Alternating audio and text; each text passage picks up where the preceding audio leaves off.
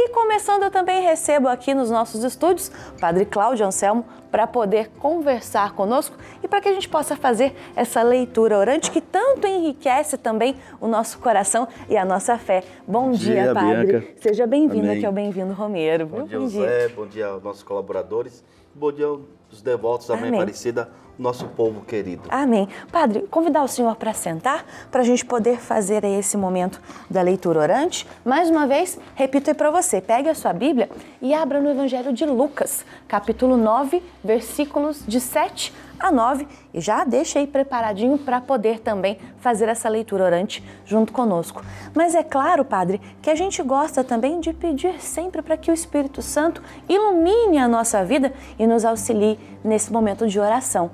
Por isso, eu convido você aí de casa a rezar junto conosco. Vinde, Espírito Santo, enchei os corações dos vossos fiéis e acendei neles o fogo do vosso amor. Enviai o vosso Espírito e tudo será criado e renovareis a face da terra. Oremos. Ó Deus, que instruíste os corações dos vossos fiéis com a luz do Espírito Santo, fazei que apreciemos retamente todas as coisas, segundo o mesmo Espírito, e gozemos da sua consolação. Por Cristo Senhor nosso. Amém.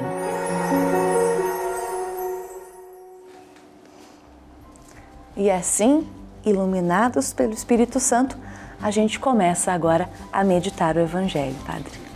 O Senhor esteja convosco. Ele está no meio de nós. Proclamação do Evangelho de nosso Senhor Jesus Cristo, segundo Lucas. Glória a vós, Senhor.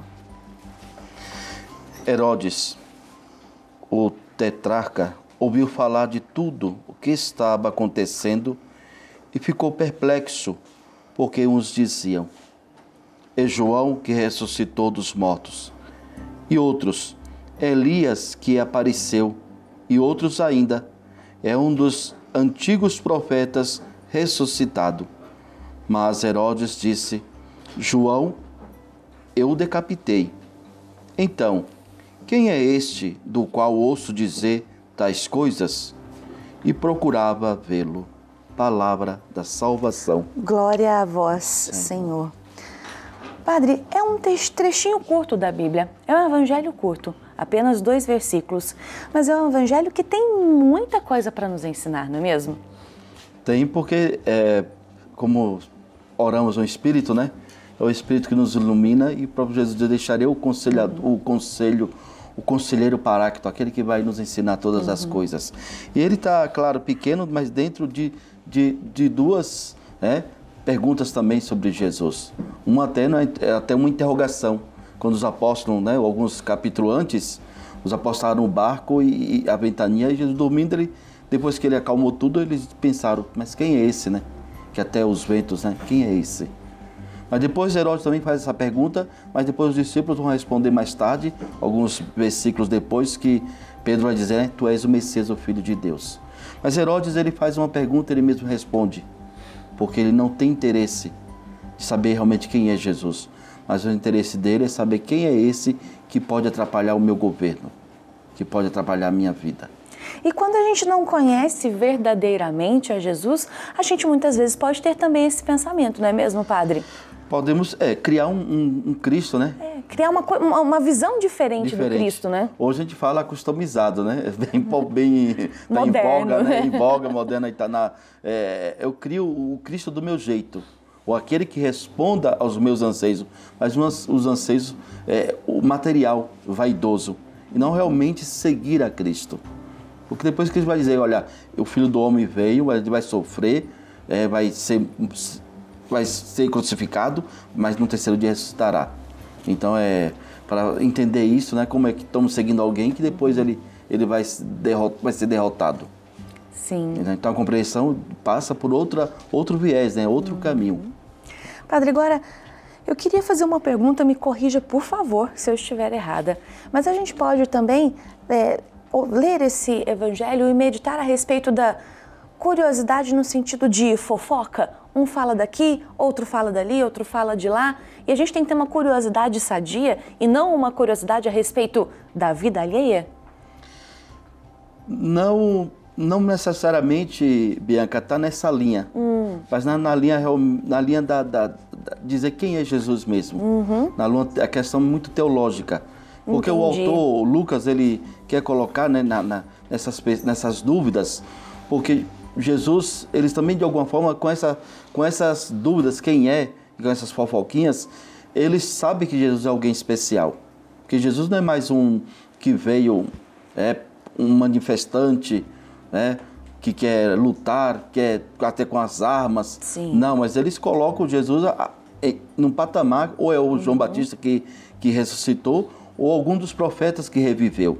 Então, assim, e principalmente Elias, grande profeta, que foi na carruagem de fogo. Então, eles já colocam Jesus como alguém especial. Não é mais ou um outro profeta, mas não é mais alguém que veio aí querer tomar o poder, se instituindo profeta ou líder de alguma coisa.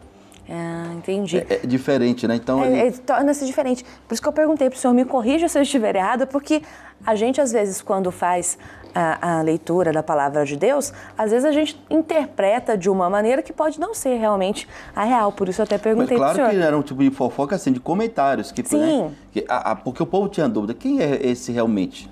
Porque estavam esperando um outro Messias, né? Um Messias poderoso, glorioso. E Deus manda seu filho, claro, nós sabemos, né? Nasceu de uma menina humilde, pobre, chamada Maria, uma virgem, lá de Nazaré. Depois o menino nasceu em Belém, na casa, até que simboliza a casa do pão, mas um lugar pobre, lugar simples. Nasceu lá onde ficavam os animais. Padre, e por que será que a gente, às vezes, procura tanto este poder, tal qual Herodes também procurava alcançar sempre, e se esquece de Jesus? É pela humildade que ele prega?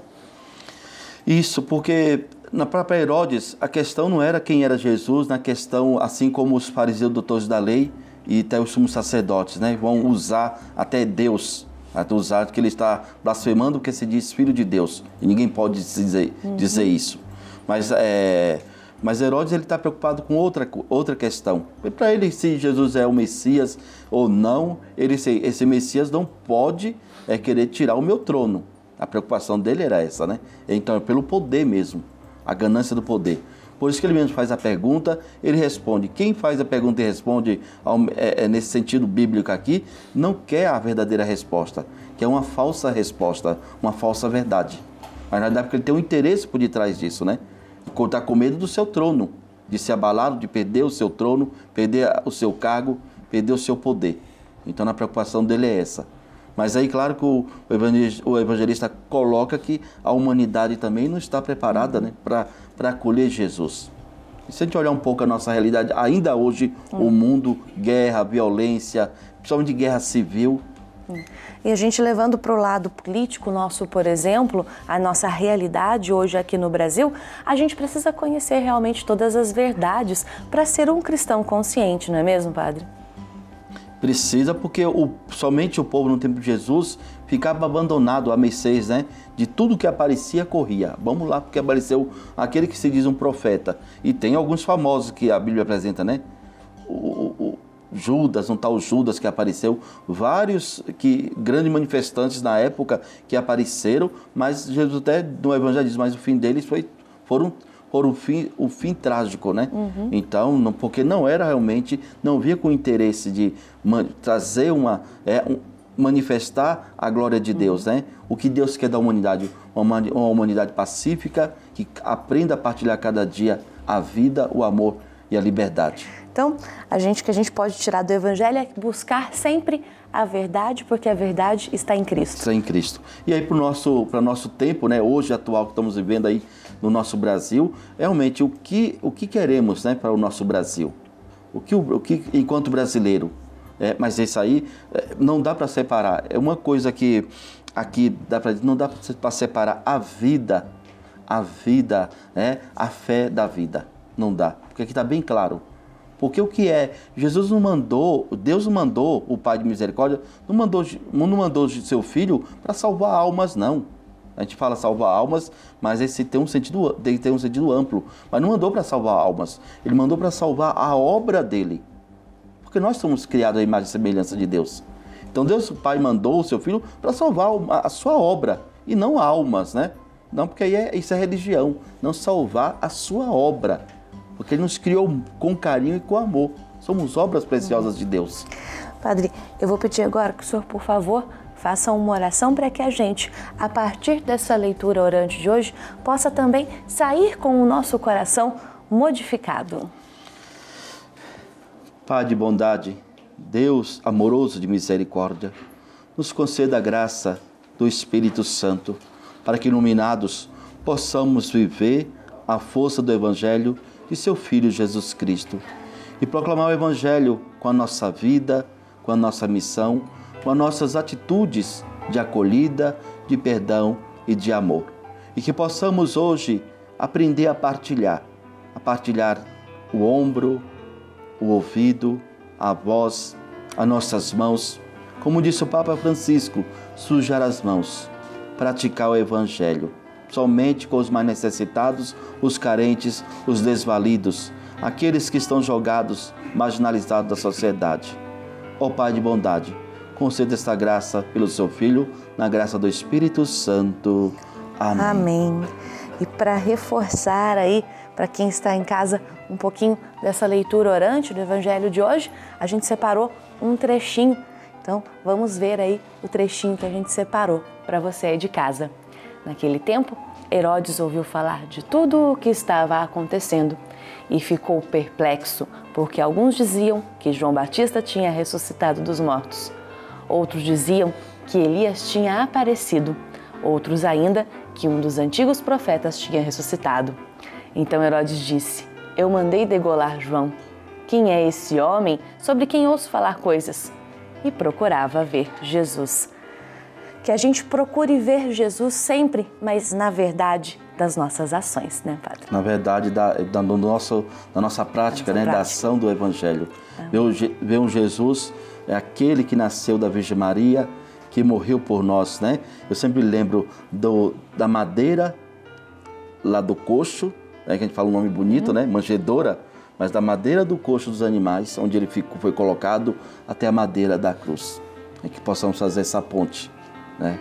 Para viver, tentar e tentando cada dia ser sinal da obra de Deus na vida do outro, somente. Amém. E há muitos que sofrem. Sem dúvida, Padre. Muito obrigada, viu? Amém. Pela reflexão aqui da leitura orante, junto conosco, aqui no Bem-vindo Romero.